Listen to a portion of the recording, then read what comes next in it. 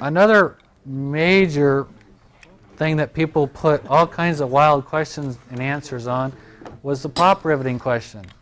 What are the two hazards you need to pay attention to with pop riveting? And from the answers I got, it was obvious that half the class didn't even know what pop rivets were. That or they were just joking around, I don't know. These are pop rivets. The rivets used on swathers is not a pop rivet. On the headers? Correct. That's not, On the sickle bar, yeah. that's not a pop rivet. What's it called? Those are rivets. There is a difference between a pop rivet and a rivet. A rivet is just a solid chunk of iron with a head on it. You stick it in and either round it over with a ball peen hammer, or there's tools that crush it down. And this design is solid, and it actually you round it off and it clamps two surfaces. Yeah. This is different. This is a pop rivet. It's designed that when you stick this pop rivet in through the hole, it'll actually stick out. So one of the hazards is when I drill the hole for this, let's say this is a sign. I want to hang a sign on a wall. Do not park here. Hanging on the wall, when I drill a hole in there to put the pop rivet in, if there's an electrical wire behind the wall and you hit it, it could be enlightening to you. So don't do that. So be careful, know what's on the other side of the wall. Second thing is, let's say it's a grass chute on a mower, and I want to put a bracket, or I wear a hole in it and I'm going to put a cover on it. Grass moving by here will actually catch. Or if it's sticking out and you walk by, you can catch it. So it's catching things sticking out the other side. And pop rivets come in a lot of variety, sizes. This is just a real small assortment. You can get pop rivets that are really big, and you can get them with really long shanks or really short shanks. So they're brass, they're aluminum, they're steel, a lot of different types of material. I would say a very large portion of this class said that when you use a pop rivet, what's going to happen is the pop rivet is going to fly out and hit you in the eye. The way this thing works, when I put this on, I put the tool all the way up until it's tight. When I squeeze it, it actually grabs the nail that's in there. It grabs the nail and pulls the nail and pushes on the little piece that's on the end. It can't fly out.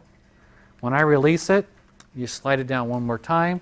What it does is there's a head on this nail, and it pulls the head through that little piece that's in there, and it swells it out, and it makes it grip. If I'm trying to put two pieces, I'm trying to put this together and it has two holes.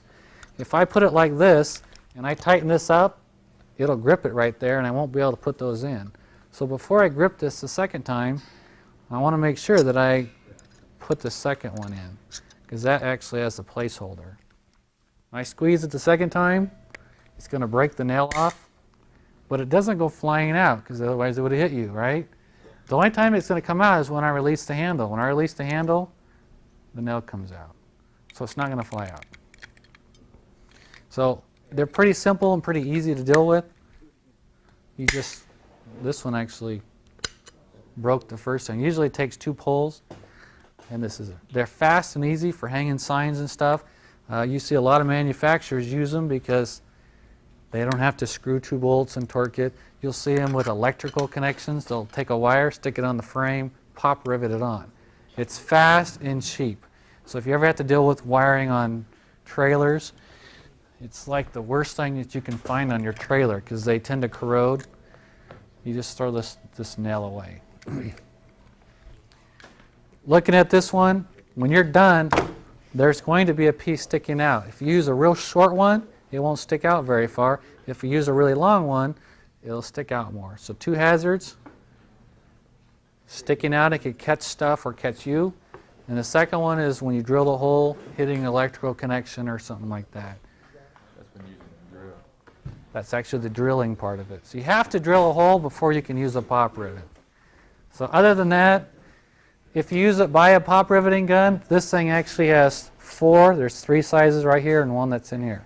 I can actually use 4 different sizes. That's a pretty good sized nail there. So you can actually get pretty good sized pop rivets.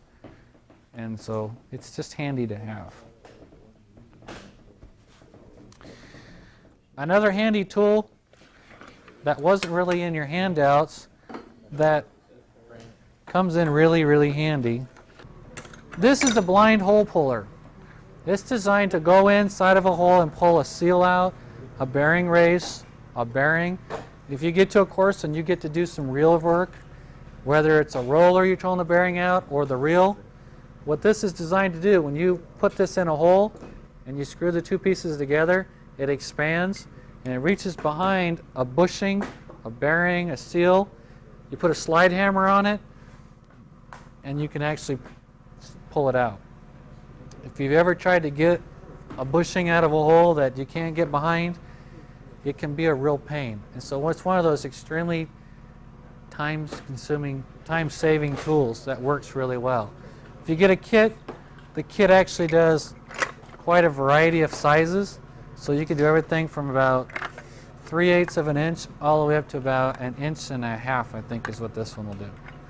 So they have bigger ones than that. We just don't have them. Metric grades. Almost everybody pretty much got the metric grades wrong.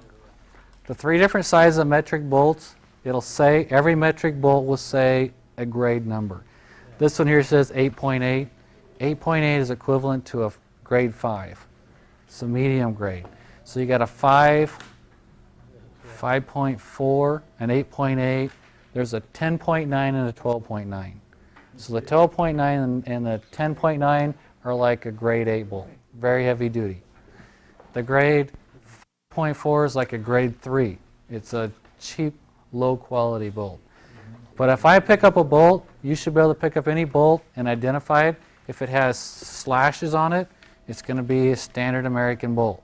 If it has a number like 8.8 or 12.9 or some kind of decimal number, it's metric. Every fastener should have those 2 on there. That doesn't tell me the quality of the bolt, doesn't tell me the quality of the fastener, it just tells me what it's supposed to be rated at.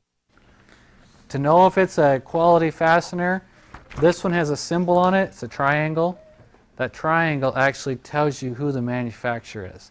You can go to a chart and it'll tell you who the manufacturing company is. If it was made in America, most of the time they're pretty good fasteners. If it was made in China or Japan or one of those foreign countries, most of those are not reliable fasteners. The real way to tell whether a bolt is quality or not is to check to see if the manufacturer is ISO certified. That's a national, international organization that says this company meets and exceeds these specs.